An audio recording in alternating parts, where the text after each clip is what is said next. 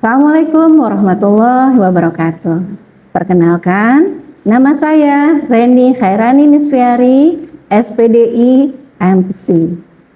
Saya adalah dosen pada Prodi Psikologi Fakultas Bisnis Humaniora Universitas Cutnyadin, Medan. Video ini saya buat sebagai salah satu bentuk pemenuhan persyaratan sertifikasi dosen tahun 2026.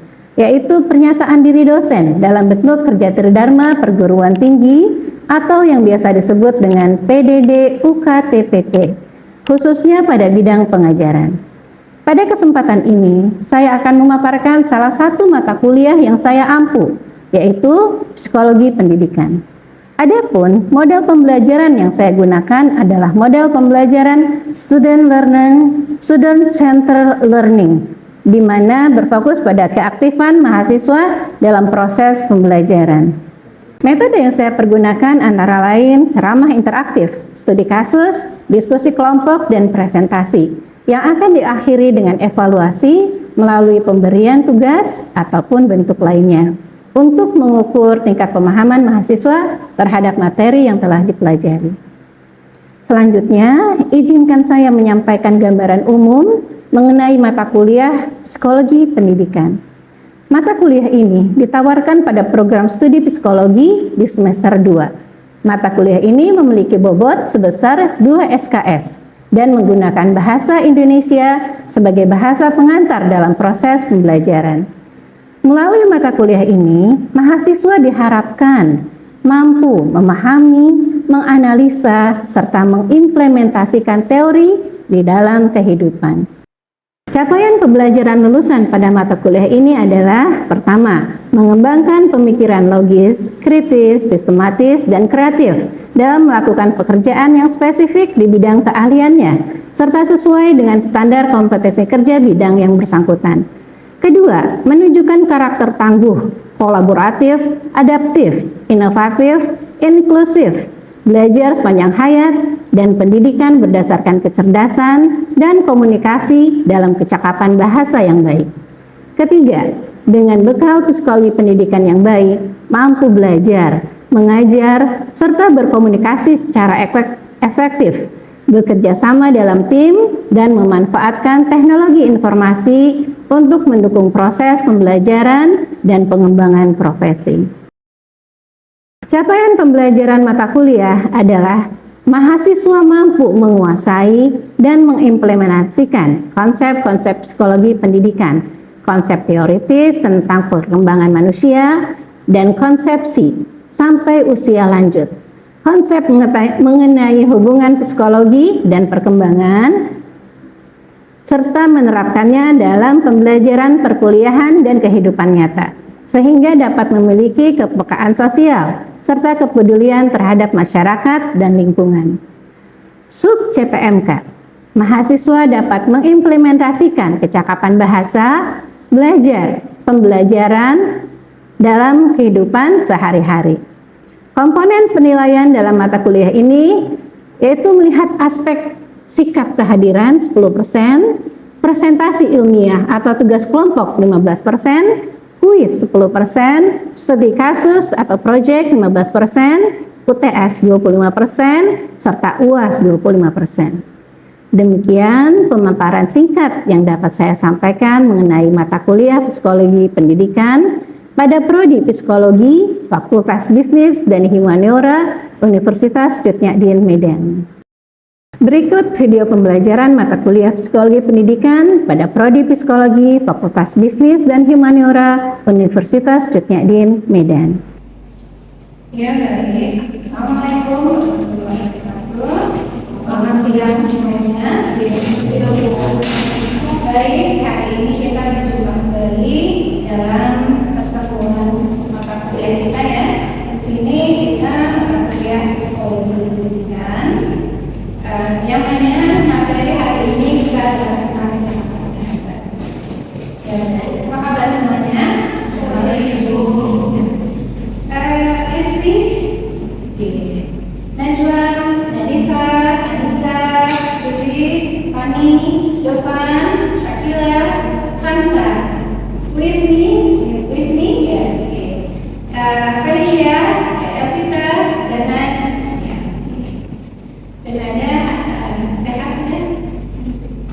berulang ya. Ya baik, hari ini kita berjumpa kembali ya. Ini seperti tugas yang kemarin ya, kita sudah melakukan diskusi per kelompok tentang studi kasus. Ya kita di sini belajar berdasarkan student basic learning. Jadi di sini saya akan menjelaskan sedikit ya sebagai pembukaan. Setelah itu kita semua akan berpartisipasi di sini ya.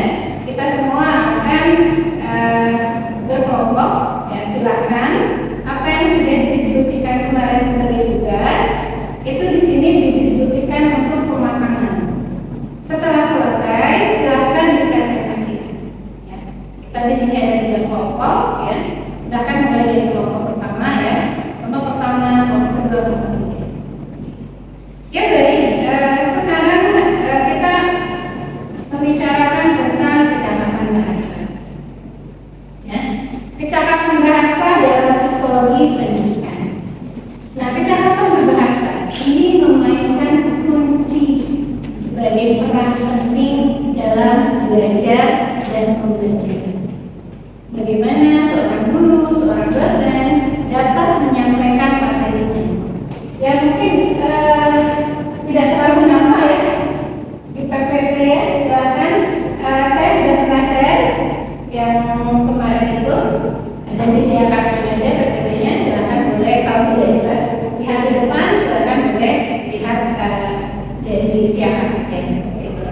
Nah jadi kecakapan bahasa, kecakapan berbahasa ini penting dalam pembelajaran. Mengapa?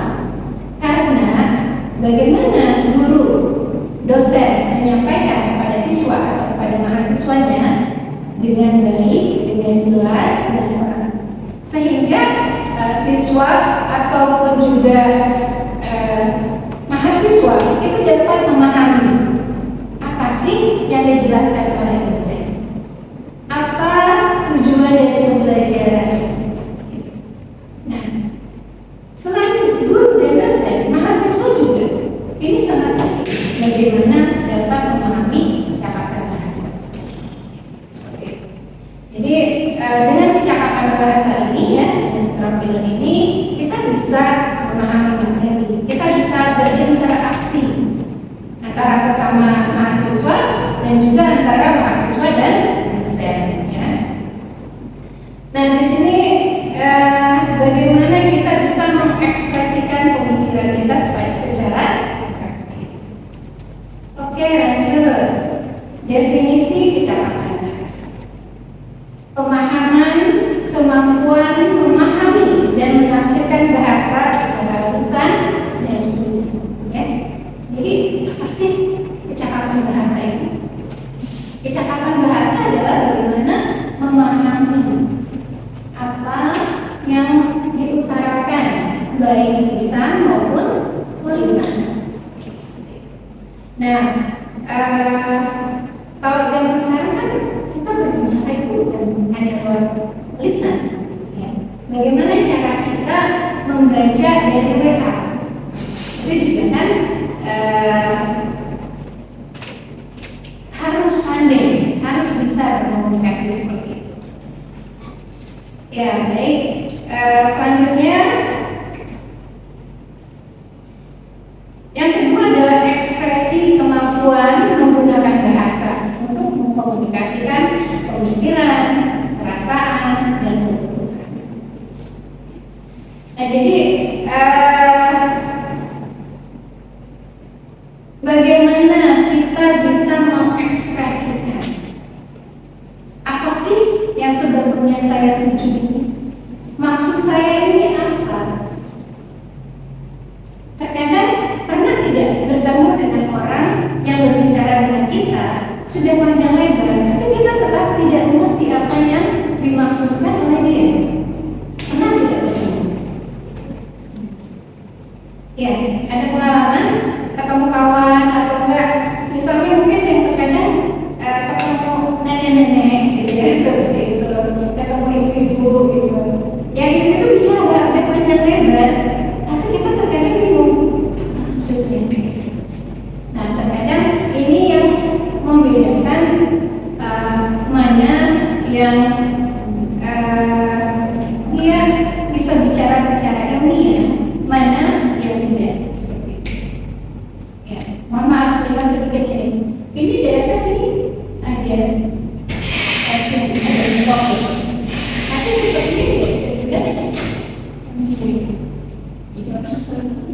Oh ya, ini kan sebetulnya kan? Iya. Iya, tapi tidak ada yang bisa ini ya. Depan dia, yang mana ya? Ya baik, jadi tadi ya nomor 2, bagaimana kita bisa mengekspresikan kalau di sini contohnya adalah anak-anak ya, ada anak-anak ya, kemudian di sini mungkin ada yang lebih besar gitu. Kalau tadi saya contohkan ibu-ibu, terkadang kita juga kalau menggunakan ibu-ibu itu tidak terlalu paham ya. Kecuali kalau misalnya ibu itu bisa menjelaskan dengan jelas. Ini maksudnya ini maksudnya ini. Tapi ada saatnya mungkin kita tidak bisa memahami apa-apa. Nah, kalau misalnya di sini anak kecil pernah tidak berbicara dengan anak kecil? Nah, mungkin ya yang sudah punya anak bisa paham. Tapi kalau seorang ibu, apapun yang dia anaknya, ya 90% paham apa maksud dari si anaknya. Hanya mungkin kita ya yang tidak mengenalnya, gitu, saat si anak berbicara sesuatu, kita tidak paham. Karena si anak belum mencapai kemampuan yang memiliki kecakapan bahasa. Yang ketiga ya, kemampuan berpartisipasi dalam percakapan dan diskusi yang efektif. Selalu saya bilang kenapa saya suka dalam perkuliahan itu lebih sering presentasi, karena itu melatih ya, melatih kita untuk berbicara di depan, melatih kita untuk menggunakan bahasa yang ilmiah ya. Saya melihat bahwa kemampuan Anda semua di sini itu termasuk lebih baik dibanding angkatan-angkatan yang lalu. Ya. Angkatan yang lalu itu saya agak sering memberikan catatan. Saya bisa mengingatkan untuk saat pertemuan ilmiah pergunakan bahasa yang ilmiah. Jadi ada saatnya kita menggunakan bahasa ilmiah, ada saatnya kita menggunakan bahasa pergaulan. Kita harus tahu tempatnya di mana.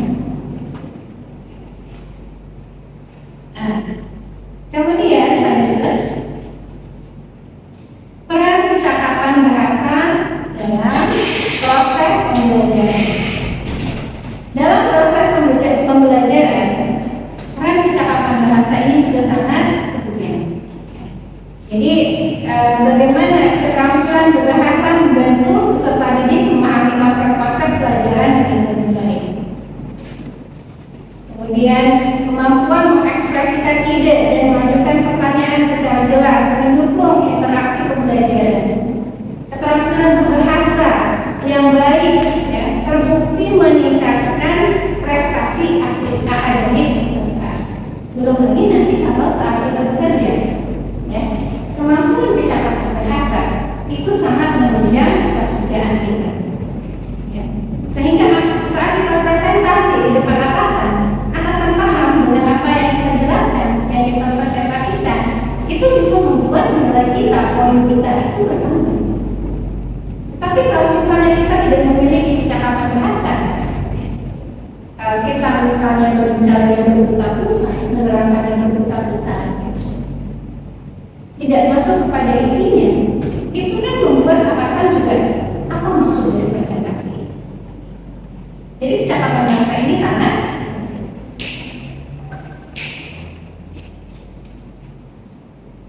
ya, mungkin apalagi dalam psikologi ya. Dalam psikologi percakapan bahasa ini juga memberikan urgensi yang tinggi. Misalnya bagaimana? Secara psikologis kita melihat kita ini berbicara di depan siapa? Cara kita berbicara di depan ibu-ibu posyandu dengan cara kita berbicara di kelas seperti ini itu sangat berbeda. Kita harus melihat psikologis dari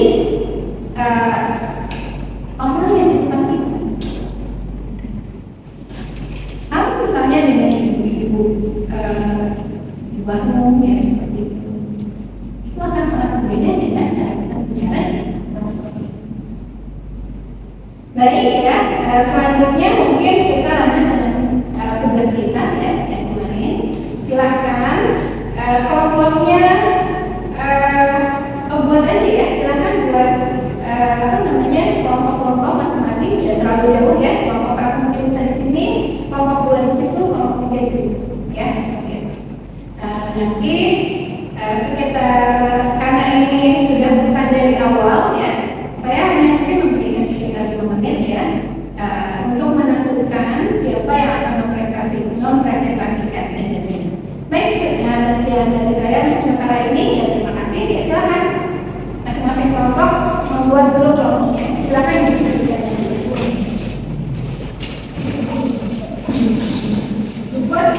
buat lagi ya Bapak.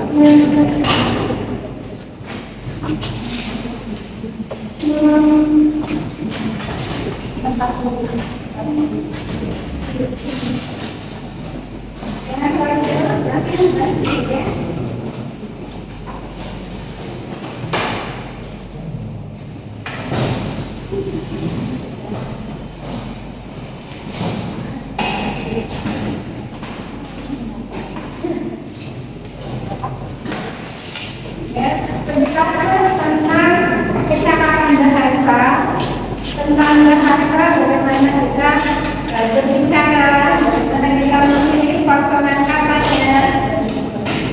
Ya, silakan. Ya, silakan dibuka masing-masing. Silakan didiskusikan.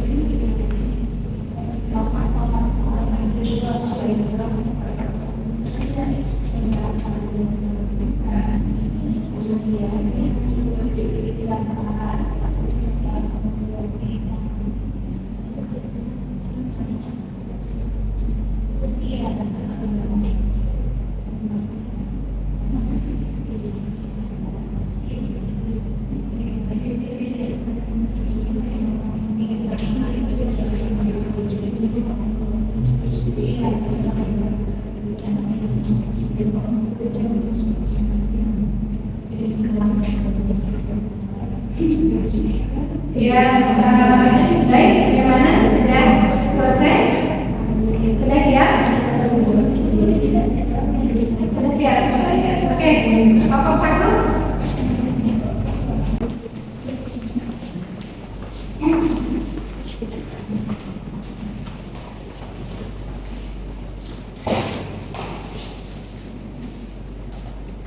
Baik, di sini kami dari kelompok kedua, saya Yudhira Rizka, kemudian saya dengan sama-sama serta dan satu Jakarta. Saya Jepang Rahmat Saputra dulu. Langsung saja kami mempresentasikan hasil diskusi kami. Dipersilakan pada saat Yang pertama pengertian membaca pemahaman. Membaca pemahaman atau reading comprehension adalah suatu proses kognitif yang kompleks di mana pembaca tidak hanya sekedar melafalkan sebuah tema tertulis, tetapi juga berupaya membangun, menangkap makna dari teks tersebut. Adapun tingkatan membaca pemahaman, yang pertama pemahaman literal atau tingkat dasar, yang kedua pemahaman inferensial atau tingkat menengah, yang keempat pemahaman kritis atau tingkat lanjut, dan terakhir pemahaman kreatif atau tingkat tertinggi. Selanjutnya proses kognitif dalam membaca pemahaman. Yang pertama pememasaran kosakata, yang kedua pemrosesan sintaksis, dan yang ketiga skema pengetahuan. Selanjutnya ada faktor yang menyebabkan siswa SD mengalami kesulitan membaca pemahaman. Itu ada faktor internal atau dari dalam diri siswa, rendah penguasaan kosakata. Contohnya, ini adalah fondasi yang paling sering bermasalah, bagaimana seorang anak bisa memahami makna sebuah kalimat jika mereka tidak mengerti arti kata-kata yang dimaksudnya. Keterbatasan kosakata membuat proses pembaca terhenti di setiap kata baru, sehingga anak kehilangan konteks keseluruhan paragraf. Selanjutnya ada faktor eksternal atau dari dalam luar siswa.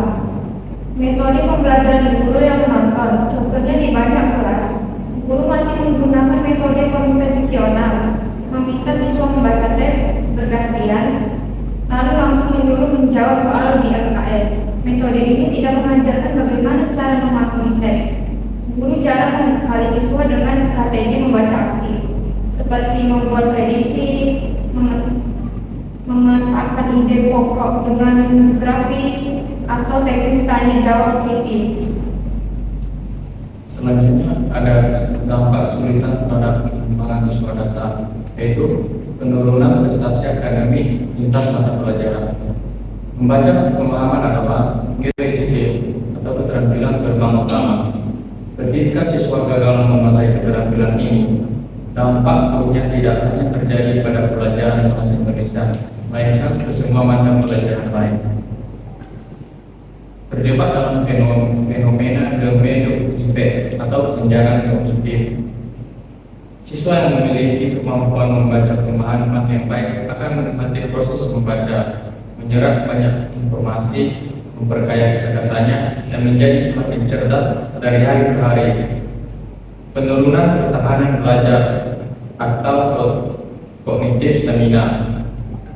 Siswa menjadi cepat lelah secara kognitif, muncul perilaku menghindari tugas, sering izin ke kamar mandi, dan membuat kegaduhan di kelas sebagai bentuk pelarian dan rasa frustasinya terhadap teks. Dampak psikologi krisis kepercayaan diri, kecemasan akademik. Ketika melihat teman-temannya bisa menjawab pertanyaan guru dengan mudah setelah membaca, anak yang kesulitan akan merasa cemas dan merasa dirinya bodoh.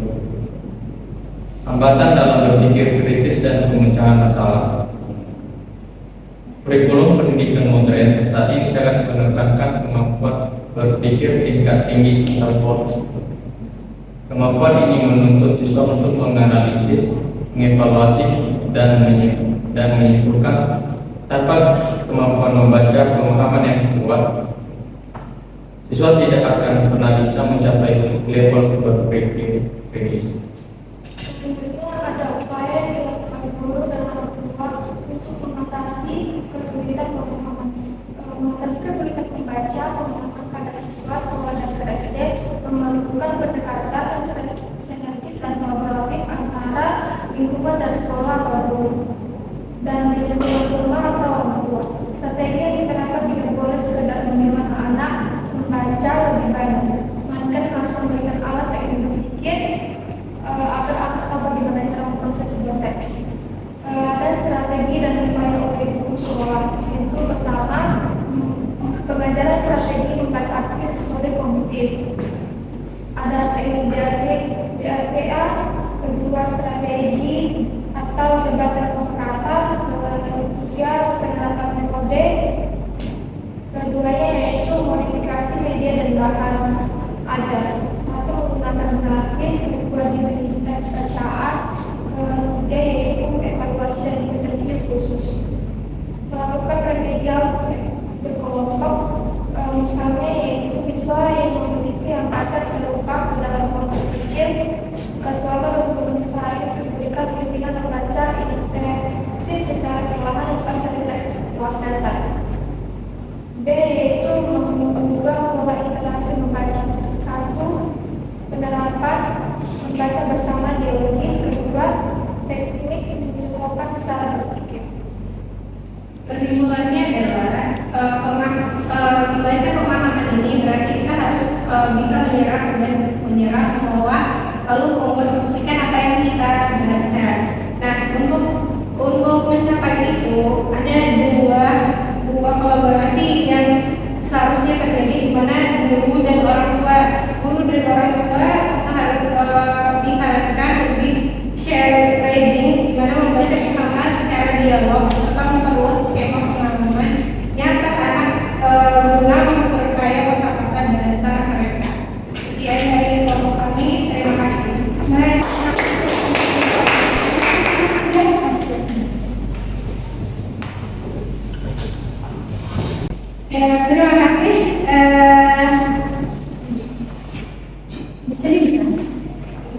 Ini bisa. Baik ya, terima kasih atas pemaparan presentasi ya yang sudah saya tugaskan sebelumnya. Semoga dapat dipahami oleh semuanya ya bahwa percakapan bahasa ini itu sangat penting secara psikologis ya, juga dalam proses belajar dan pembelajaran seperti itu. Jadi tugas saya ke depan, coba silahkan review ya satu video dari YouTube ya yang bersangkutan dengan percakapan bahasa. Baik, saya rasa sudah dapat dipahami ya semuanya. Ya.